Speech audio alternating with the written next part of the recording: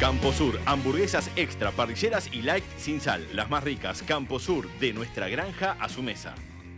Presenta Helpline, el botón que puede salvar vidas. Helpline, seguridad para el adulto mayor. Y ya son las 3 de la tarde, bajó la temperatura, Pole. Hay un vientillo que permite que se mueva el aire. La verdad que sí. Así que a los Estuvo que raro, salieron... cayeron gotas, salió Yo salí el sol. hoy totalmente desabrigada, pero bueno.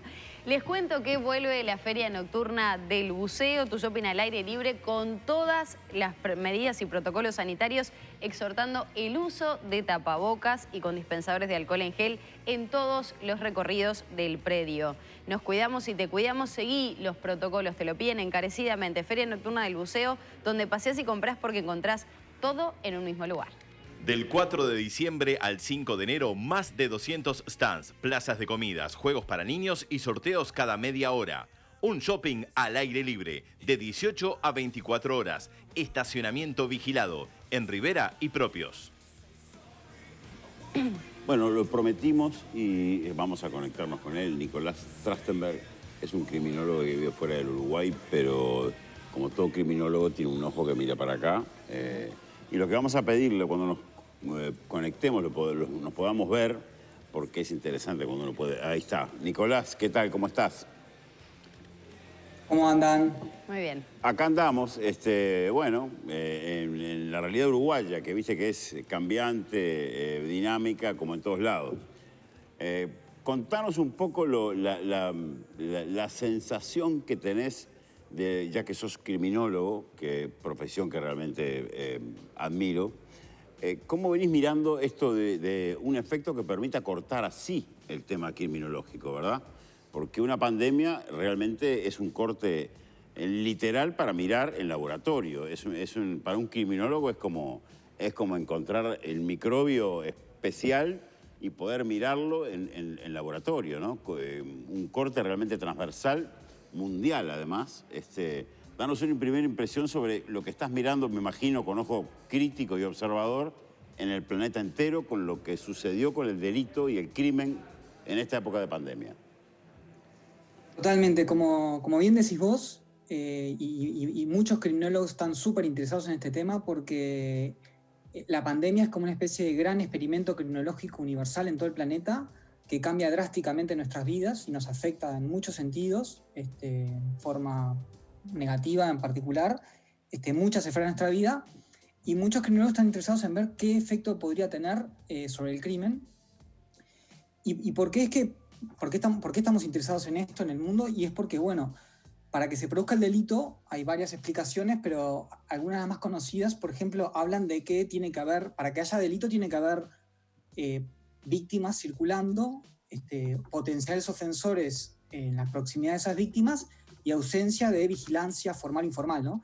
Y es claro que cuando hay una pandemia y se restringe tanto la posibilidad de movilidad, porque mucha gente tiene que quedarse en sus casas, porque hay restricciones, en algunos lugares hay hasta incluso multas a los que no se confinan en sus hogares, eso hace que circule mucho menos personas y que haya mucho menos posibilidad de ser asaltadas. Al mismo tiempo, otro tipo de delitos, como por ejemplo los hurtos en las casas, también se vuelven mucho más complicados porque las casas dejan de estar vacías durante gran parte del tiempo, como suele ser durante la vida normal, que muchas personas van a trabajar, los hijos van a las escuelas, los hogares quedan sin personas, y entonces son mucho más fáciles de ser un target de delito.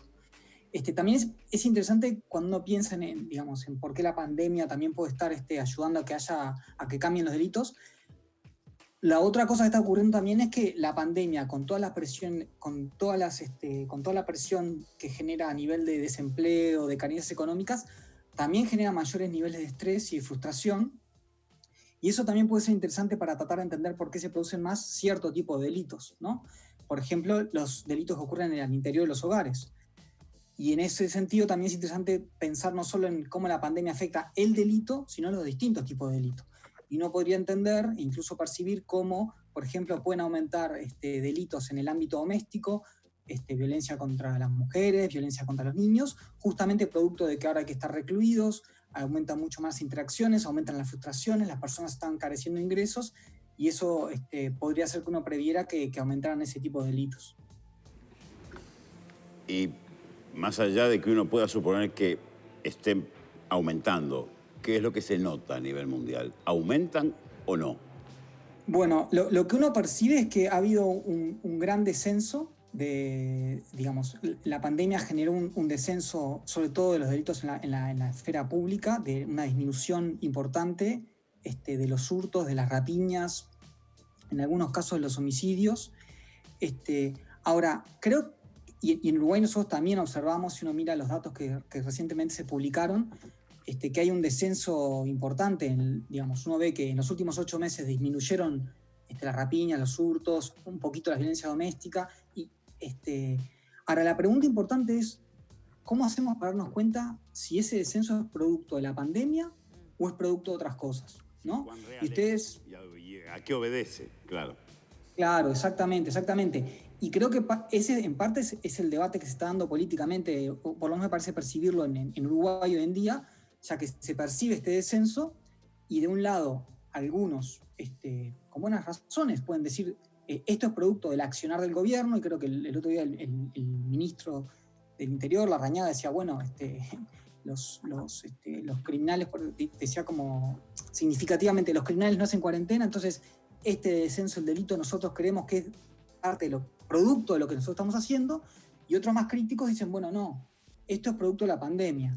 Entonces es fundamental cuando tomamos este descenso darnos cuenta de que la discusión no está en torno a si desciende o no desciende el delito, sino cuál es la causa y cómo hacemos, usando análisis sofisticados, para darnos cuenta si esto que está ocurriendo es causa de uno o de otro, o tal vez de los dos. ¿Y entonces? ¿Y aquí? Y bueno, ¿Qué van revelando esos análisis, estudios que vienen llevando adelante? Bueno, nosotros estamos participando con 2 colegas más. Uno es Carlos Díaz, un economista de la Universidad Católica, y otro es Sebastián Fossati, es un economista de la Universidad de Alberta, de Canadá.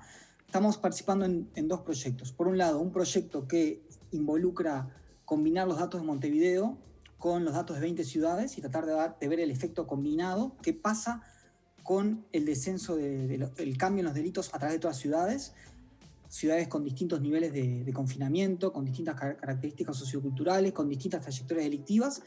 Y uno ahí lo que percibe cuando compara todas las ciudades es que hay un descenso significativo del total del delito, disminuye casi que un 40% en periodo de confinamiento. Sin embargo, el delito disminuye mucho más, por ejemplo, para hurtos y rapiñas y lesiones que para homicidios o violencia doméstica. Cuando mira la investigación, los distintos estudios muestran resultados muy diferentes. Entonces, no hay un efecto homogéneo. En Uruguay se percibe que hay un descenso del delito, y lo que nosotros ahora vamos a tratar de hacer va a ser tratar de combinar los datos del Ministerio del Interior, con el cual estamos trabajando, y lo que vamos a hacer es combinarlo con datos de uso de transporte de la Intendencia y uso de energía de UTE, porque lo que queremos ver es si en los barrios, uno puede ver que la pandemia ocurrió en todo Montevideo, por ejemplo, y la idea va a ser tratar de comparar aquellos barrios donde se acató más la pandemia, donde las personas obedecieron más al confinamiento y por ende usaron más energía, usaron menos el transporte, y tratar de ver si esas diferencias que observamos en el delito se deben efectivamente a haber acatado más la pandemia, ¿no? Porque puede haber habido pandemia, puede haber habido un llamado al confinamiento, y las personas no querer obedecer o no poder obedecer simplemente por razones laborales, ¿no?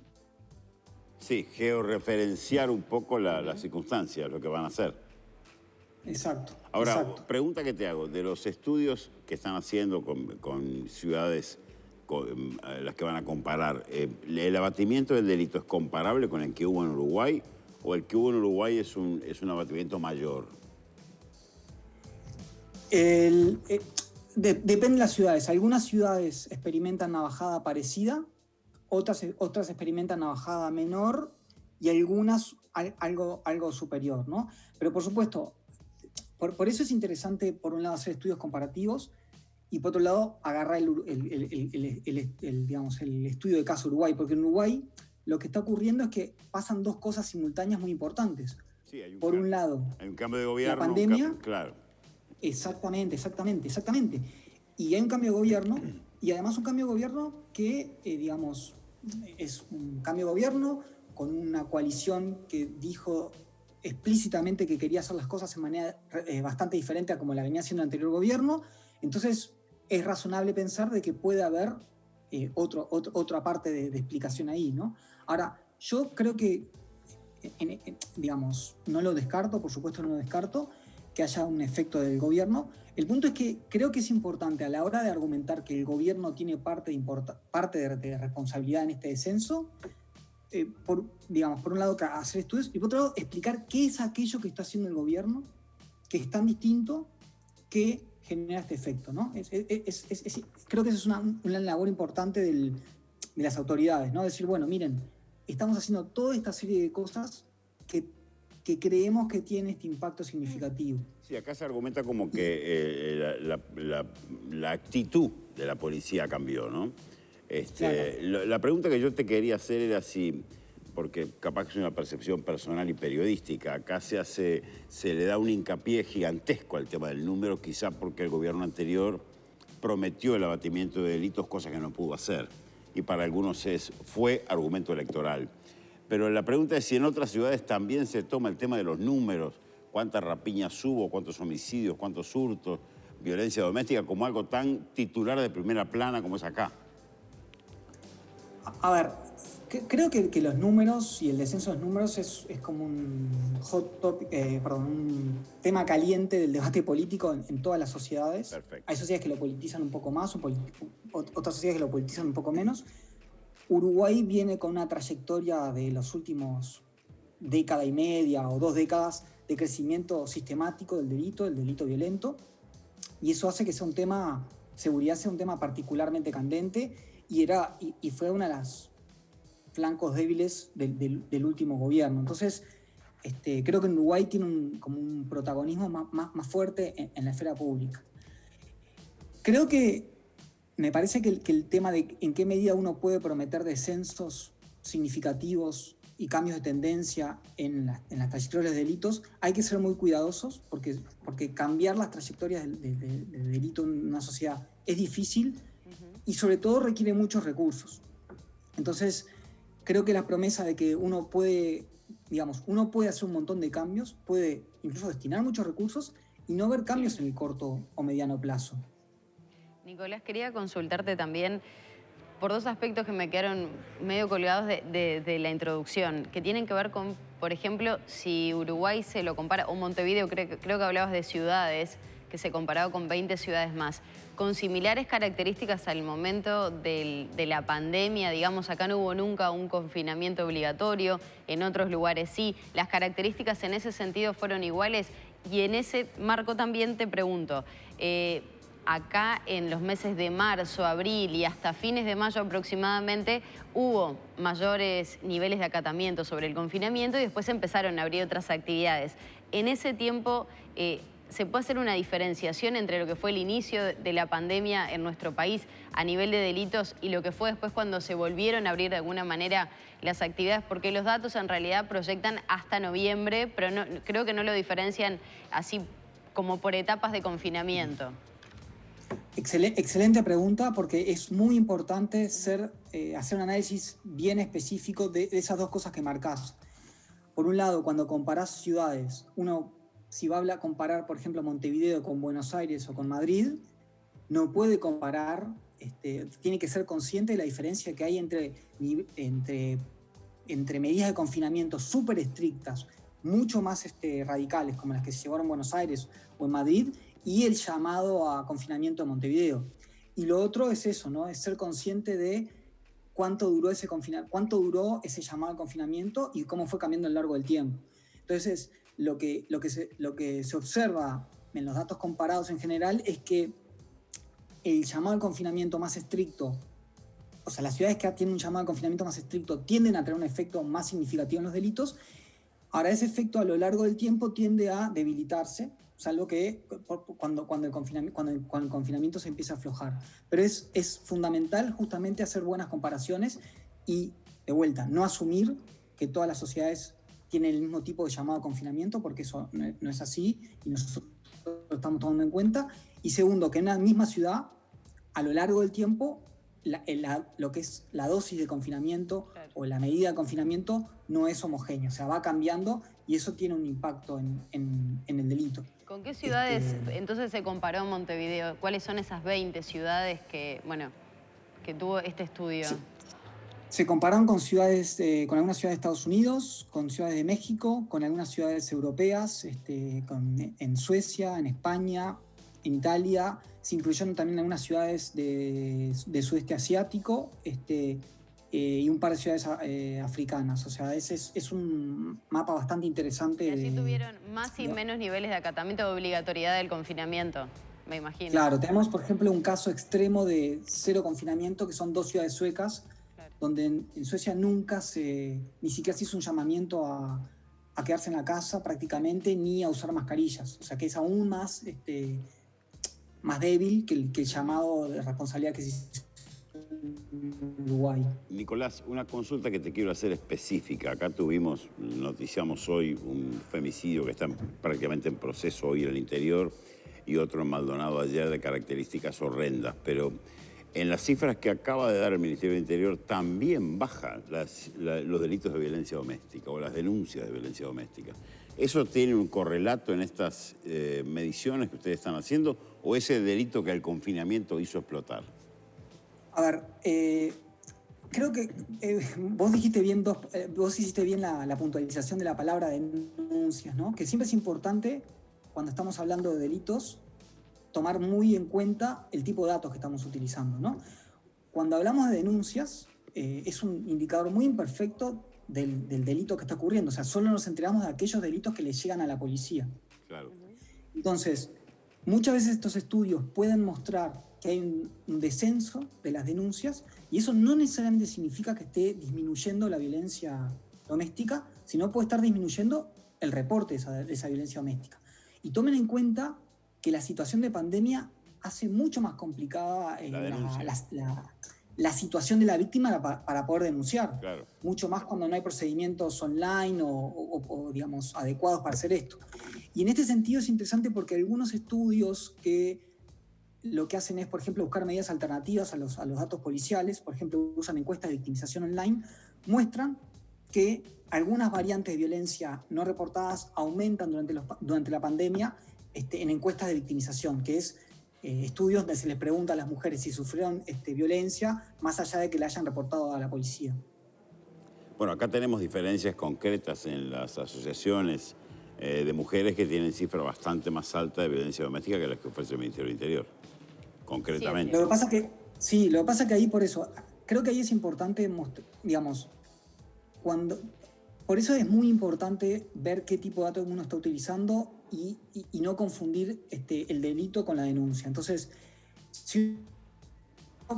digamos, cuando uno mira los estudios comparados va a ver que en algunos casos se muestra que aumentó la violencia doméstica, en otros casos se muestra que disminuyó, en otros casos se muestra que se quedó estable, y es porque usan distintas fuentes de datos. Para este delito en particular hay que ser muy cuidadoso en creerle mucho por lo que les mencionaba anteriormente, porque las denuncias policiales en pandemia, si una mujer está sufriendo violencia de parte del compañero en la casa, sus posibilidades de poder denunciar eso son bastante limitadas.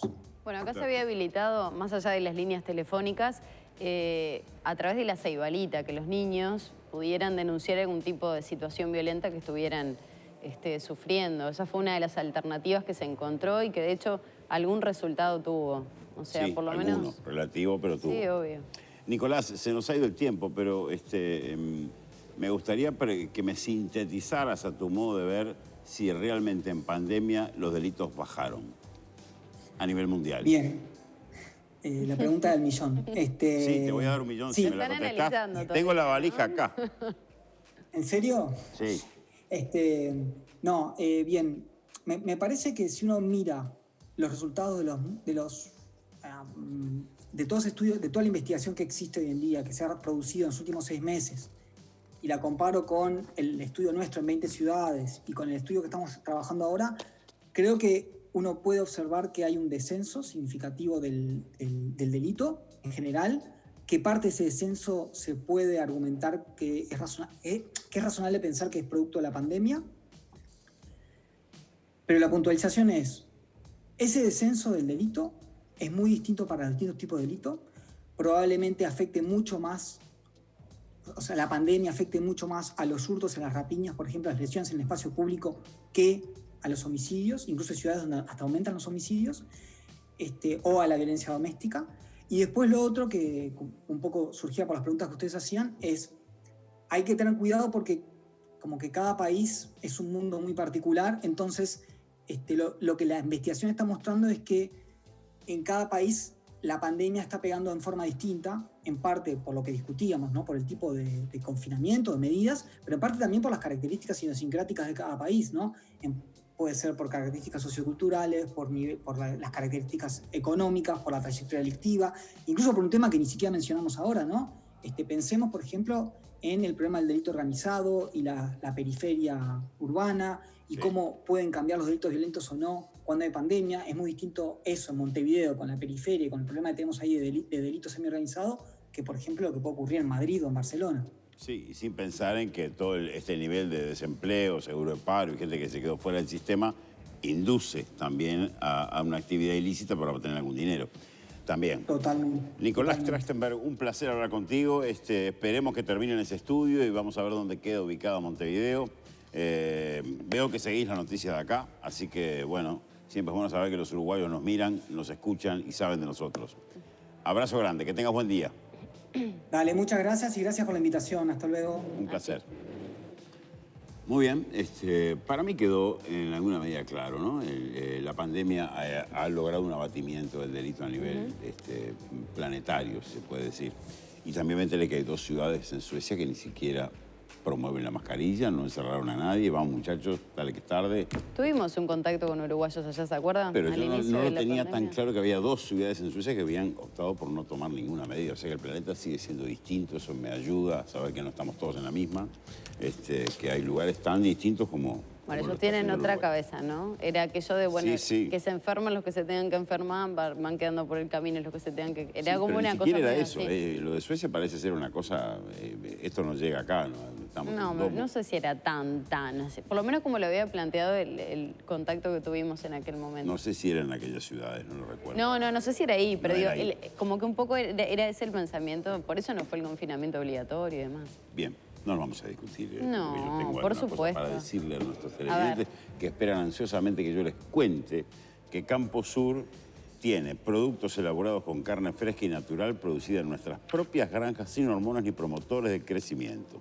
Esto permite obtener alimentos de altísima calidad, más sabrosos y sanos, jamones, chorizos, frankfurter, salames, cortes de carne de cerdo premium envasados al vacío y hamburguesas de carne vacuna. Mírelas. Todos nuestros productos son libres de gluten. Elaborar nuestros productos con carne fresca y natural y garantizar el origen de nuestra carne es nuestra diferencia. Campo Sur, de nuestra granja a su mesa.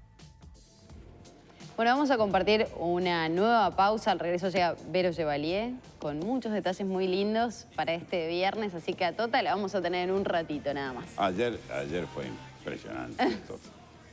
Divino. Sabe que todavía de noche andaba por ahí la torta circulando, ¿no? Riquísima, la verdad. Hubo alguna mano hábil, yo conozco, hay manos hábiles acá, ¿sabes? Bueno, pero era para compartir con los compañeros. Sí, así pero que... de noche, eran 9 de la noche y seguían comiendo torta. Bien, Fole. Rindió, Hay que hacerla rendir. Pausa y ya volvemos.